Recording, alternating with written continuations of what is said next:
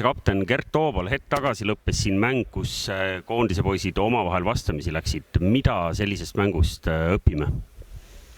No me oleme jõudnud sinnamaani, kus me juba saame omavahel mängida, et kõikide meeste tase on nagu nii hea, et tekibki selline pingeline heitlus, et treenerid on need võistkonnad siin hästi segamini ka löönud,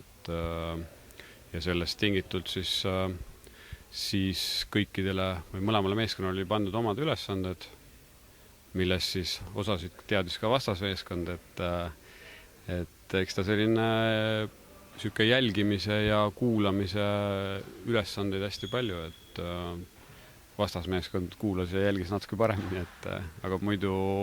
natukene sellist närvilisust ja sihukest kõike nagu esimesele mängule kohaselt, et homme kindlasti on juba natukene parem. Jäigi selle taha, et need ülesanded, mis treener pani, et me neid nii hästi siis ei suutnud täita ja võib-olla siis vastasmeeskonna mängijad siis suutsid piisavalt hästi neid asju teha, mida nad tegema pidid, et Deniss teadis, et talle servitakse ja seisis väga hästi vastuvõtul ja